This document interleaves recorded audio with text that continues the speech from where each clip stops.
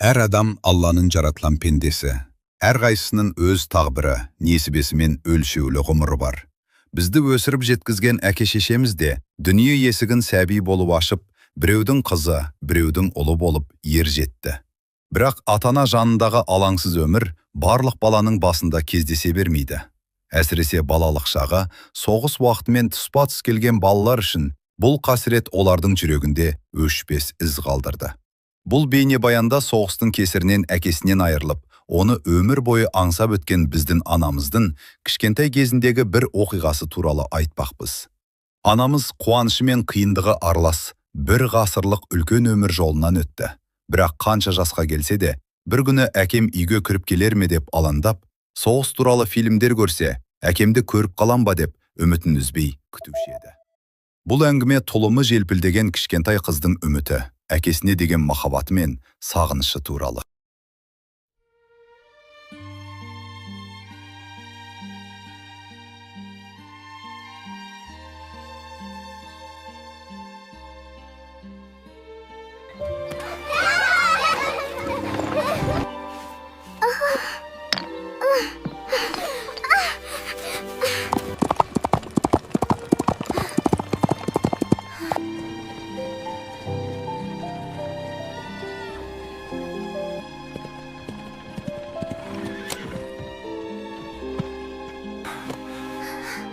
Kızım.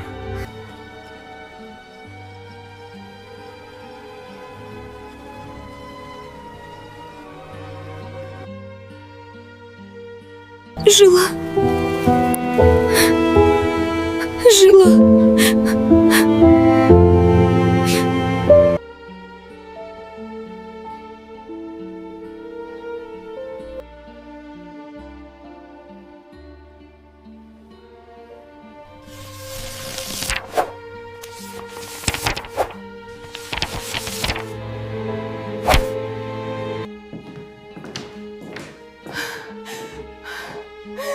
Война закончилась!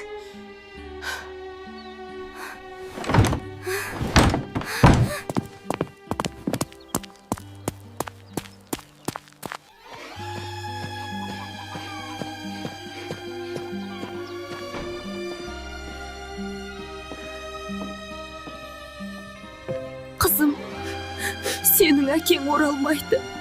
Міне, саған құжаттар және ақша. Менің қызымды Каменкаға дейін жеткізіп сал. Жақсы апай, жеткізем. Отыра тұр, мен қазір келемін.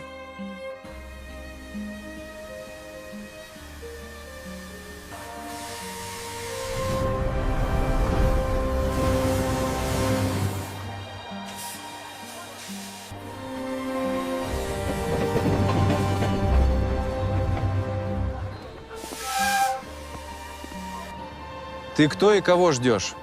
Я Батима. Жду тетю. Она пошла за билетами и не пришла.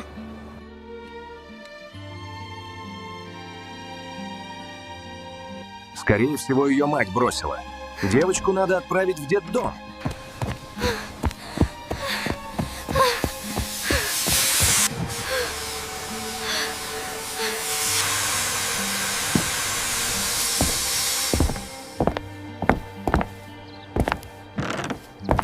Тебе куда надо? В село Каменка. Билет есть? Нет. Деньги есть? Нет. Что будешь делать? Не знаю. Послушай меня. Когда дверь вагона закроется, ты встань на подножку вагона и крепко держись. Я тоже так сделаю. Во время поездки не смотри вперед, потому что ветер будет бить в лицо.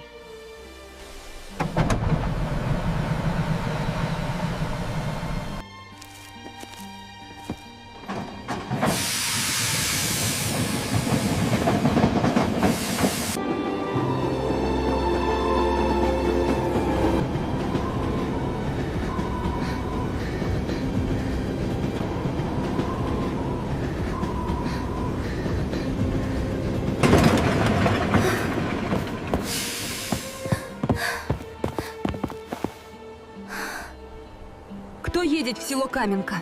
Вон, та грузовая машина сейчас поедет. До свидания. Спасибо вам.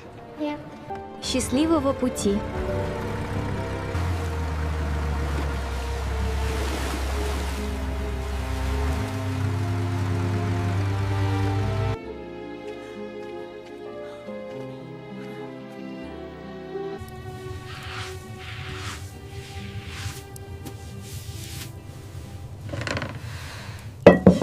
Апаң қалай, сіңлілерің қалай? Бәрі жақсы, шүкір. Сіздерге сәлем айтып жатыр. Мені анықтама алу үшін жіберді. Біз осы жерде тұрдық деген, және әкем осы колхозда жұмыс істегені туралы. Бәрін істейміз.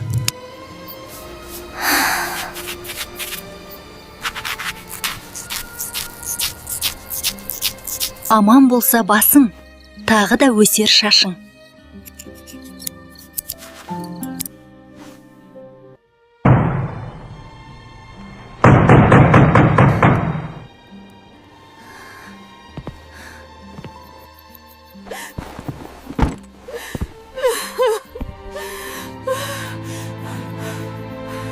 Бәтима, сен біздің үйге қуаныш алып келдің.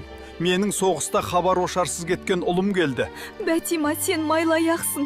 Майлаяғым. Майлаяғым.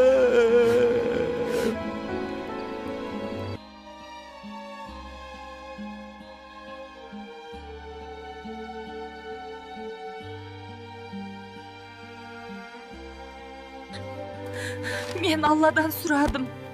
Тіледім сенің амандығыңды. Сен аман есен келетінді сездім.